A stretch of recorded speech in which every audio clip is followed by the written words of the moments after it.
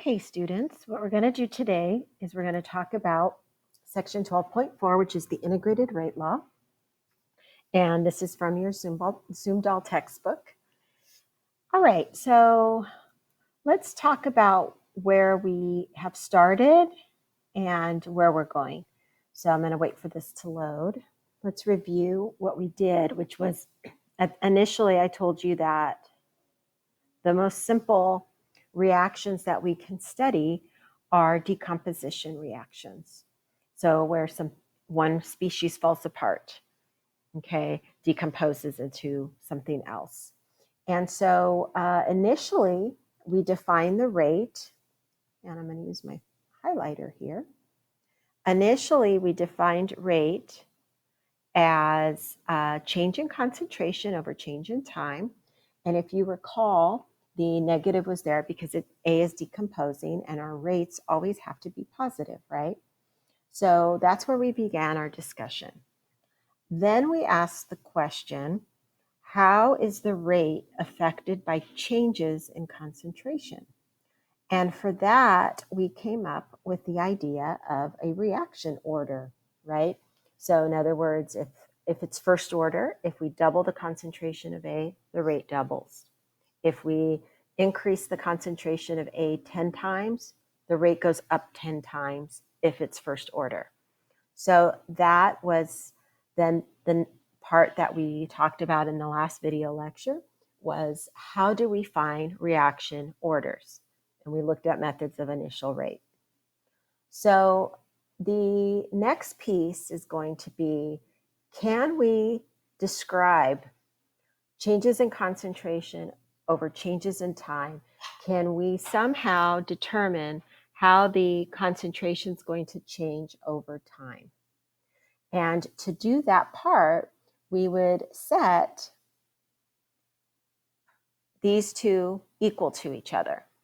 And this first one is just for first order, okay? Now, when we set those equal to each other, if we want to evaluate them mathematically, since we're dealing with changes in concentration over changes in time, those of you that have taken calculus or in calculus, that's what you learn how to do in calculus. So now we don't have a calc prereq for this course, so you'll have to take my word for it that that expression would be integrated, and we would end up with an expression, a mathematical expression that describes how the concentration, initial concentration, will change over time. And so the integrated rate law will differ from the previous discussions because it's going to include time as a variable. Okay, so let's take a look at what this integrated rate law for first order is showing. Notice we have T for time. We have our rate constant. We have our initial concentration. And we have the concentration after whatever time interval we're looking at, after time t. Okay, now I'm not the biggest fan of this integrated rate law in this format. So if you think about your algebra, we can do a little bit of rearranging.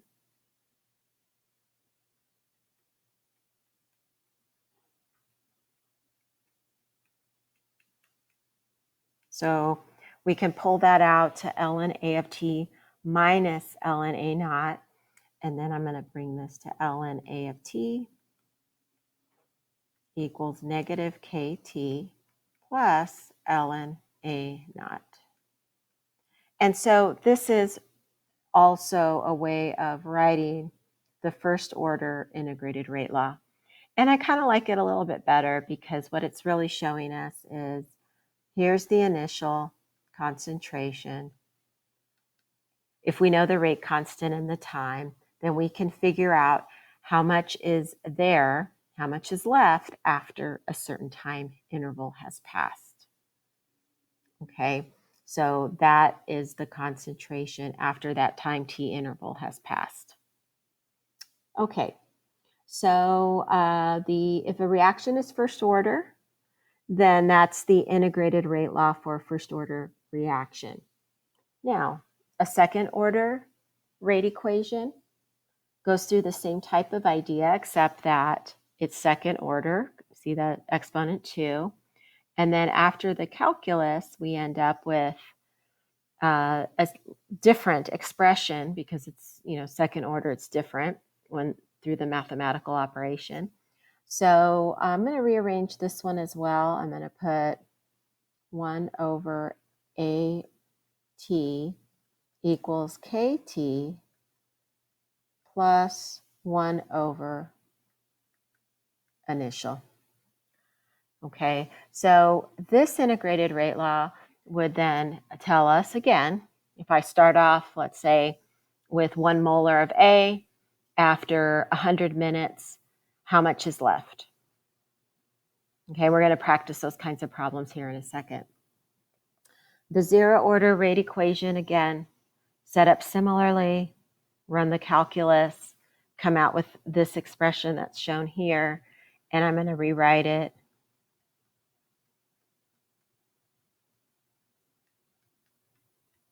Now, at this point, I'm going to say that you're thinking, do I need to memorize these?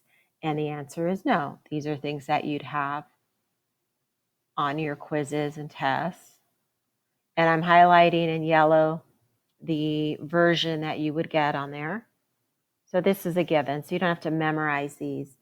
But you do need to know how to rearrange them and solve problems with them. So what I'd like you to do, if you can, is on a piece of paper, pause me and write these down, because you want to have them handy for our next series of slides and not wonder where I'm getting the formulas from. So why don't you take a minute to do that?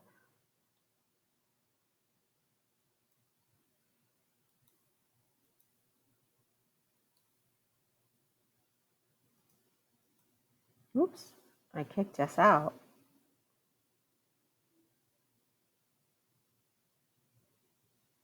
Okay, so let's go ahead and answer this question now that you have your formulas written out.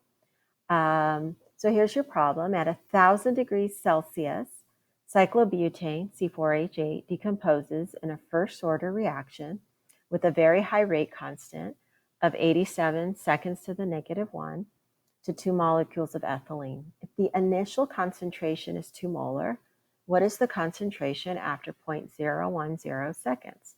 What fraction has decomposed in this time? Okay, so there's a lot going on here, and let's kind of dissect it. First of all, it gives you the temperature.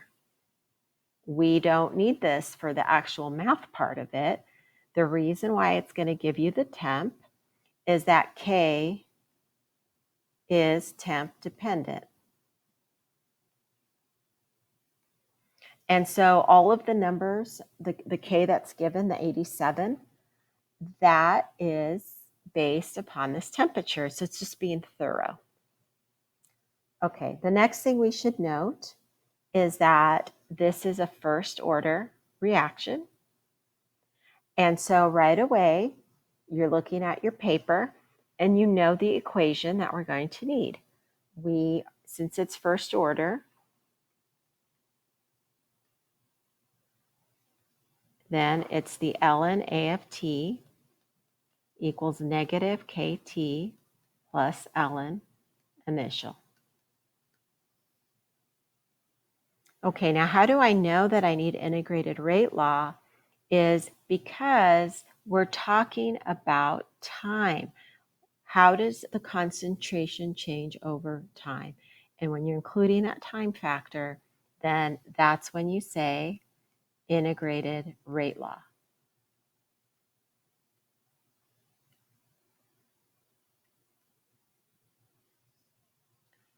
Okay, so the initial concentration is 2 molar.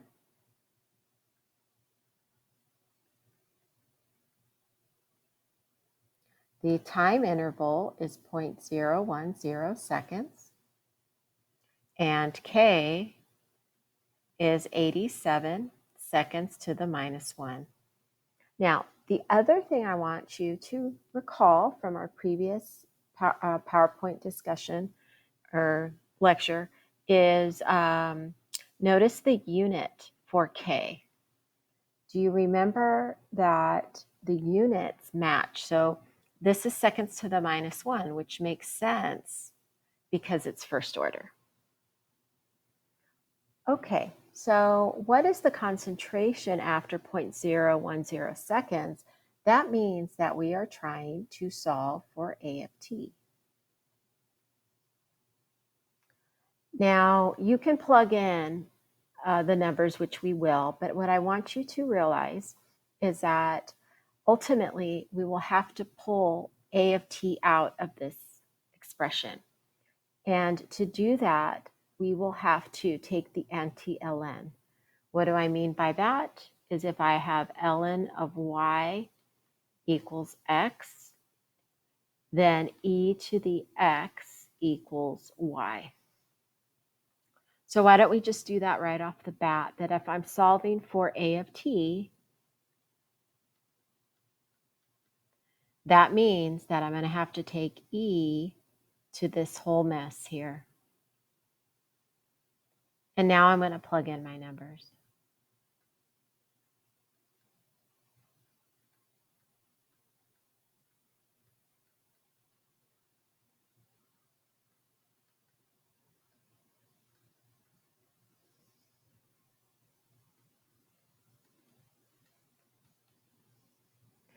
Okay, so go ahead, grab your calculator, pause me. I'm going to grab mine.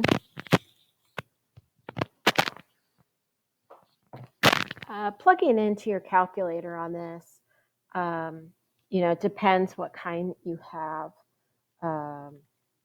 So go ahead and give it a whirl.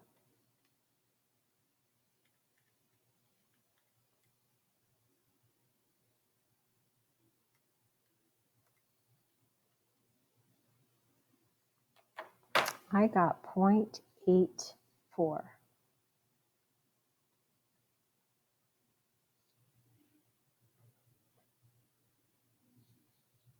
Okay, so let's see if our answer makes sense. It has to be less than 2 molar, correct?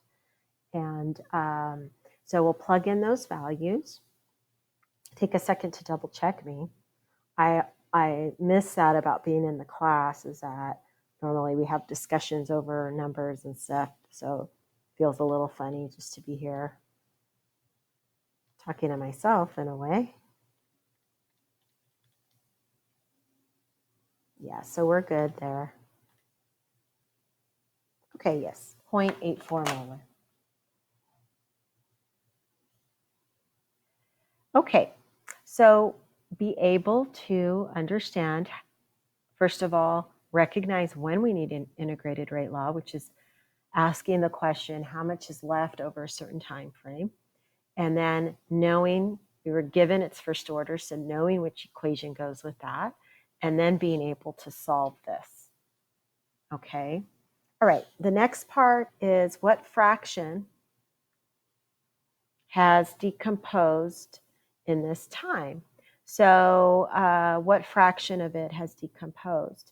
So let's think about the fact that this is the amount left.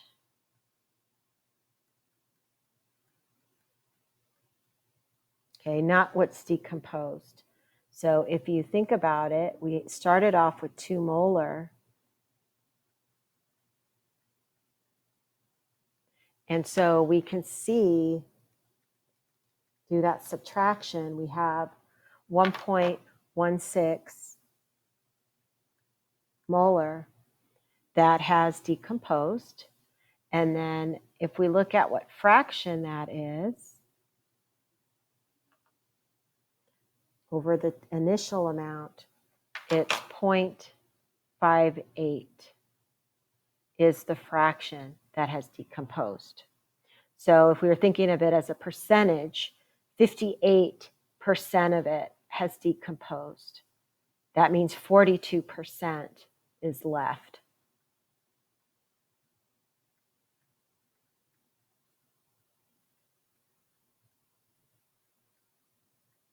Now, this is something that you need to make sure that you understand, is that A of T is the amount left over.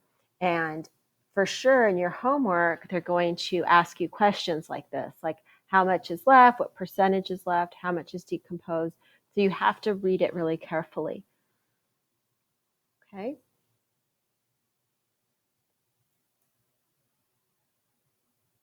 All right, so let's go to the next slide.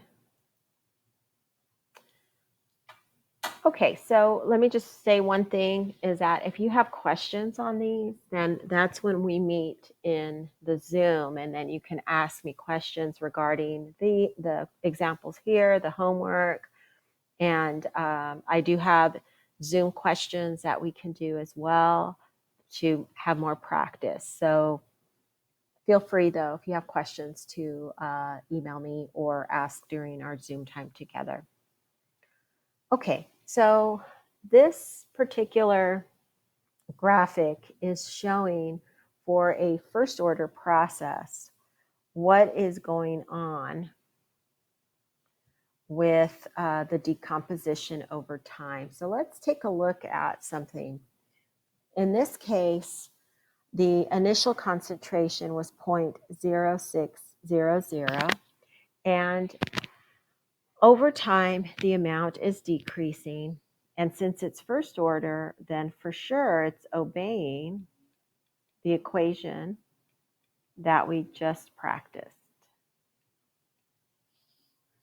Okay, now there is a special point in time called a half-life. And a half-life is the time it takes for half the sample to decay. So going back to these percentages, it means that 50% has decomposed and 50% stays or is left over. So in our previous question, we were not at half-life because it was 42 and 58, right? So for half-life, it has to be 50-50. 50% is decomposed, 50% is left over.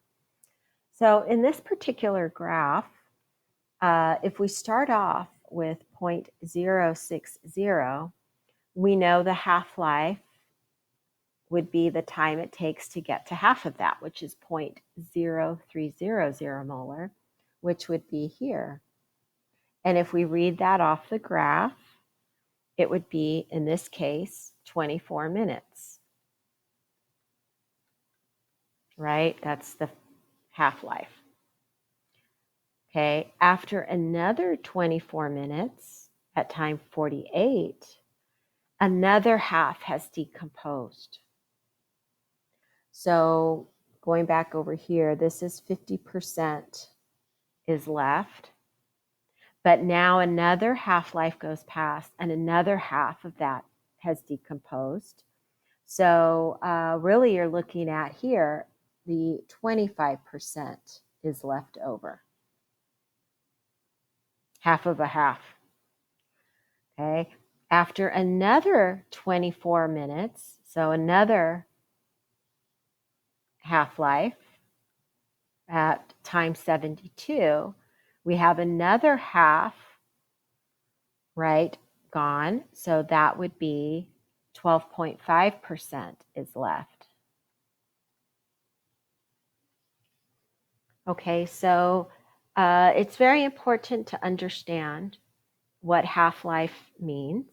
Later on in the semester, when we talk about radioactive elements, we're going to talk about their half-lives. They have a lot of the radioactive elements that you've heard of, like uranium or polonium, have half-lives that are in the millions of years. But in medical radioactive chemistry, They're not going to use those kinds of radioactive isotopes. So those will have short half-lives. Some of them are very short. A lot of them are used, let's say, to study the brain, thyroid. Okay, so we'll come back to that idea later.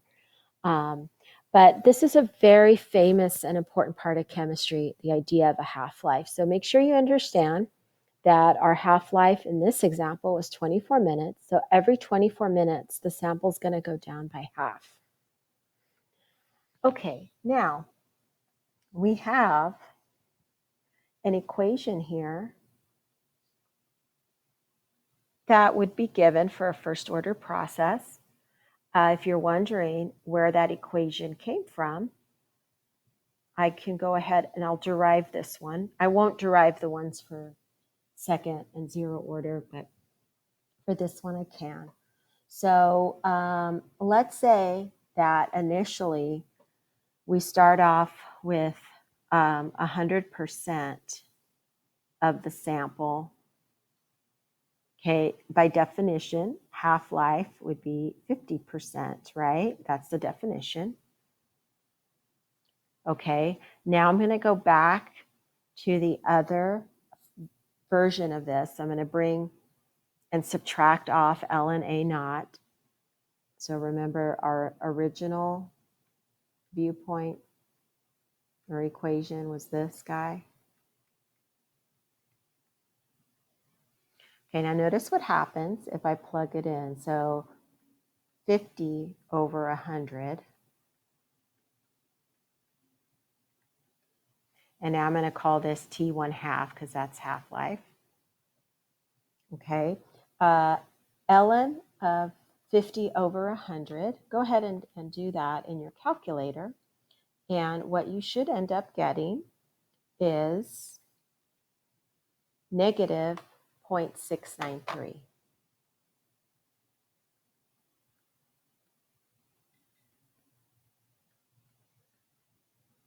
And we can get rid of the negative signs, right? That each side has it. So we end up with 0.693 equals K T1 half. And then I can just say T1 half equals 0.693 over K. So if we think about this then, this is a shortcut. This is a very, very nice shortcut to help us to find half-life if we know the rate constant, or if we know the rate constant, we can find half-life. So using our half-life that we have in this example, we could find K. So K for this reaction would be 0.693 over 24 minutes.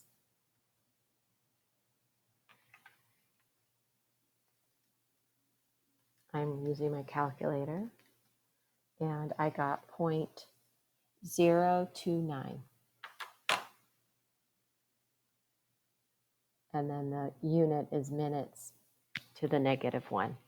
So keep in mind in textbook problems that when they ask you about half-life, you should always understand what the definition is. You should understand that every half-life, the sample decreases by 50%. So always at the first half-life, what's left over is 50%. At the second half-life, 25%. At the third, 12.5%. But the other thing that this can allow you to do is you can always find the rate constant from this half-life equation for first order. T1 half equals 0.693 divided by K. All right.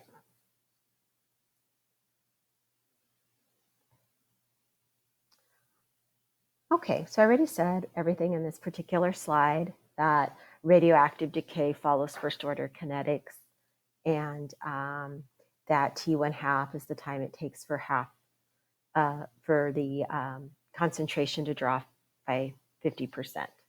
Okay, so this I already said. Okay, so let's do a problem. Cyclopropane is the smallest cyclic hydrocarbon.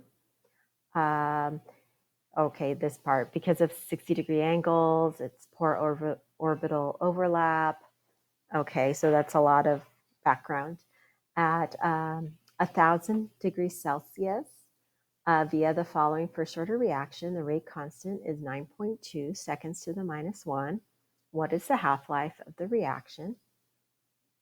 Okay, so let's go ahead and kind of highlight.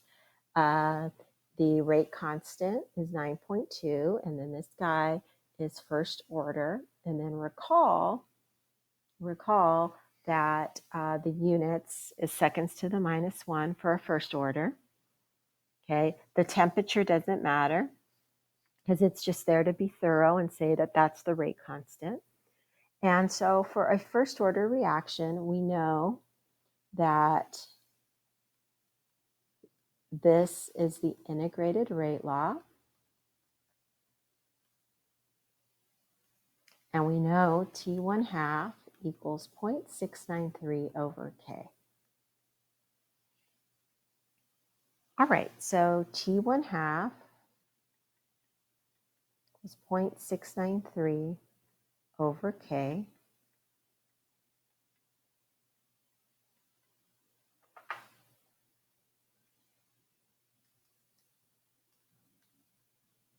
So I got 0.075.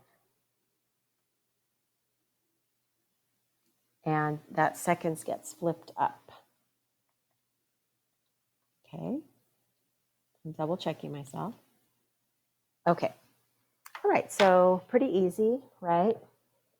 So every 0.075 seconds, the concentration will drop by half. Okay, so how long does it take for the concentration of cyclopropane to reach 1/4 of its initial value? So the 1/4 part means that you end up at leftover at 25%.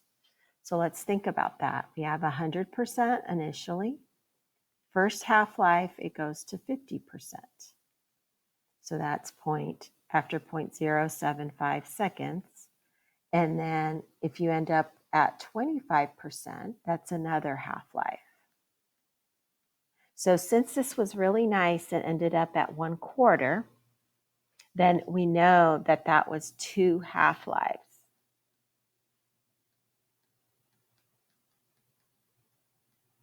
So that would be 0.075 plus 0.075 or times 2, right? So that would be 0.15 seconds.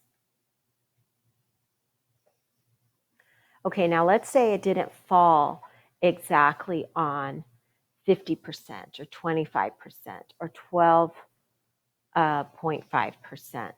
So if it's not perfect like that, you can't just do proportions. You have to do the integrated rate law. So you can always rely on the integrated rate law. So in this case, we would have put 25% here and then 100% here and then solved for time. Okay, so you can double check yourself if you have your K, right? This was given, and you'd solve for T there. And you should end up with the same answer. And we will be practicing more of these on our Zoom discussion. Okay?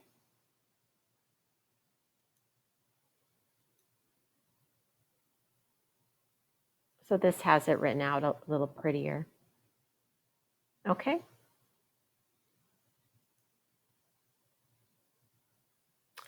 The equation for second order half-life and zero order half-life are here. These would be given, so you're not memorizing them. They are found in the exact same way by making that substitution.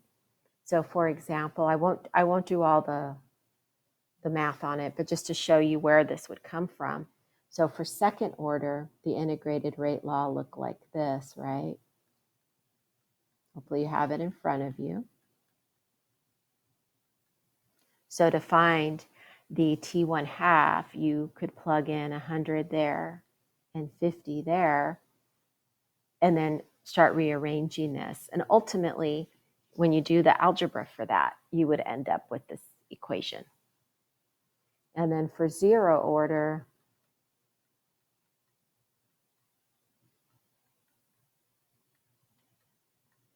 again, 100, 50. And then you solve for that and you'd end up with this one.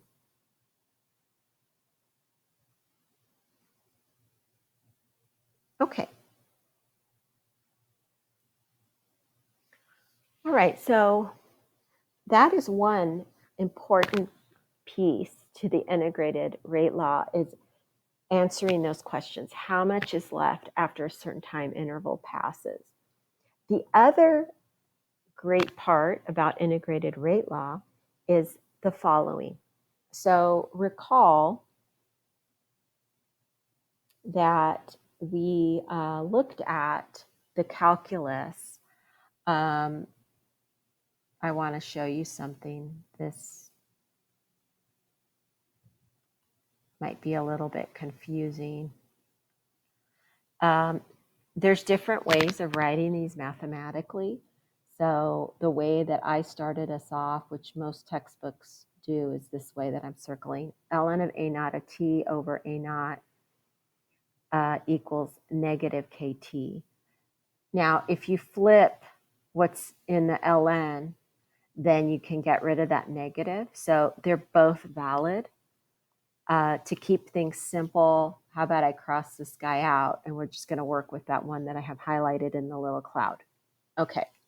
Now, the other thing that I showed you was that we can rearrange that. So I already showed you how we can rearrange it. And here's what's interesting about the integrated rate law rearranged like this, is that it is in a straight line form.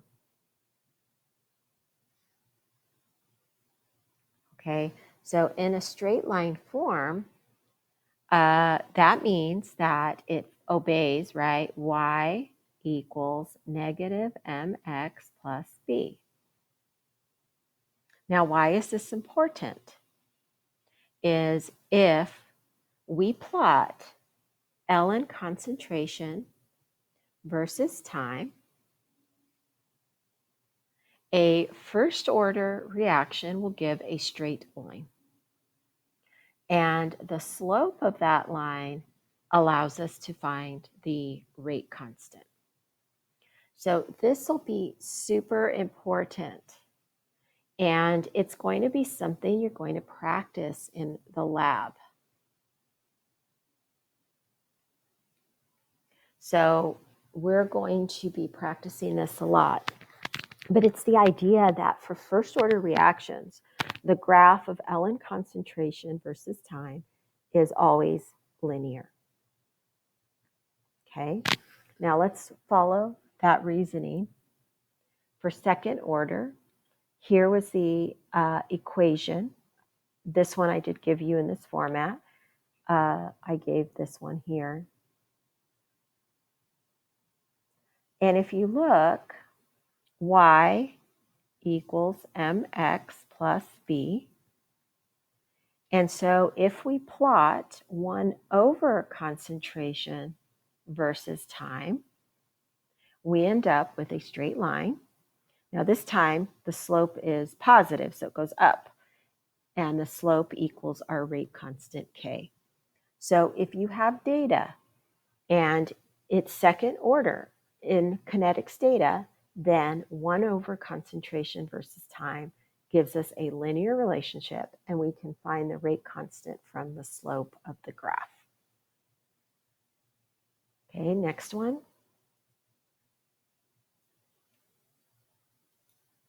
Oh, it's not letting me click. Okay, for 0 order reactions, I had given you this equation. If you look closely then, y, ooh, it did something funny there. Thanks. y equals negative mx plus b. So in this case, for zero order, what's going to happen is, oops, I don't like the highlighter in that color.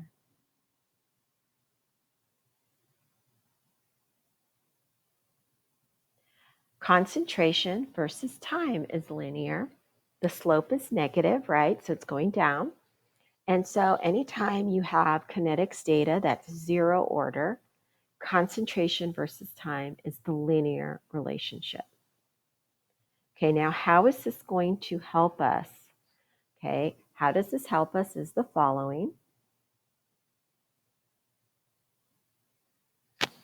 We can find the order from concentration versus time data. Okay, and you are going to practice this in the lab. And this is going to be something that hopefully will be very easy for you by the time your exam rolls around. Now, I'm going to warn you that you will have to do graphing in your lecture. So from your textbook, I will use Excel for my graphing. You can use Google Sheets for graphing. You could use graphical analysis from Vernier. So your lab instructors are going to go through a lot of graphing. I will be showing you the technique in Excel during our Zoom discussion. Okay, but what I want you to understand and get used to is that for a textbook problem, if you're asked to find order from this kind of data, you'll have to quickly graph these, which is new because normally in Chem 200 you don't do a lot of graphing in the lecture. Okay, so we want to find the order for this kinetics data. And so here's going to be our strategy. So our strategy is we're going to make 3 graphs. ln concentration versus time, 1 over concentration versus time, and concentration versus time. Okay, you're going to have your 3 graphs. Only one is linear. And then, depending on the one that's linear, you will make your conclusions about the order. So you're going to conclude the order based on the linear graph. Now, the smartest thing to do if we're given concentration and time data is to probably start with concentration versus time, right? Because then if it's linear, then right away you know the order. And then just to review, based on the previous slides, if concentration versus time is linear, that means that the data is zero order. If 1 over concentration versus time is linear, that's second order.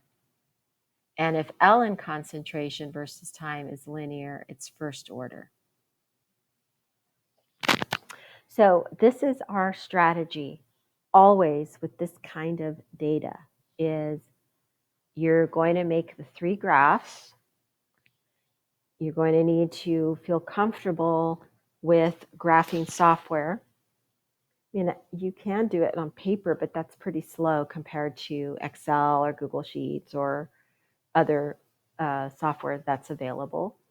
And so you're going to quickly graph it. Whoever's linear, you assess, and then you determine the order. And then lastly, once you know you have your linear relationship, you'd find the rate constant K from the slope. Okay. All right. So given this kind of data, what you'd want to do then is get yourself set up for the 3 graphs, which means that you're going to end up adding on to this. You're going to have a column for ln concentration and 1 over concentration. Okay, so that's going to be our next one. This is the same data, not so pretty colored, but it's the exact same data. And what was added was ln concentration and 1/, concentration. So I'm going to highlight in yellow these two columns, right? The yellow ones are where our given ones. And then we would have to calculate, hopefully with Excel, the other two columns. And then we're going to generate 3 graphs. Now, again, I'm going to show you this during the Zoom, and then your lab teachers are going through this with you as well. So you're going to generate your 3 graphs: concentration versus time, ln concentration versus time, 1/, concentration versus time. And here are the 3 graphs that were generated. So the first one is concentration versus time. The second one is ln concentration versus time. And the third is 1/, concentration versus time. Only one of these guys will be linear always. So there's only one order, right? So there's only one linear graph. And if we look, which one is it? It is graph B, which is ln concentration versus time. And so because that's the linear one, it's first order. Okay, so we conclude, because ln concentration versus time is linear,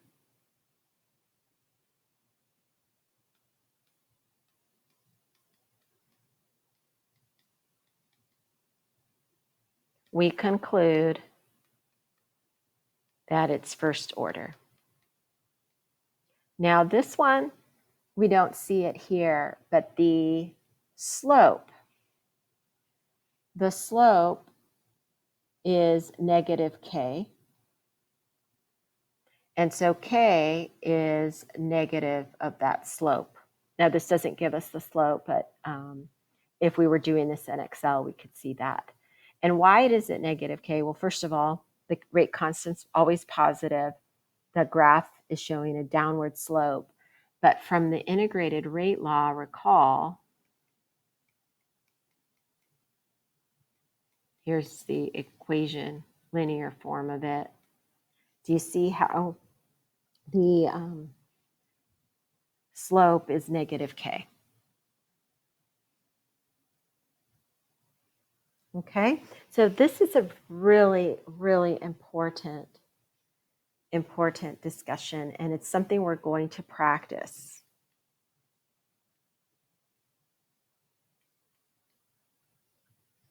Okay, so, all right.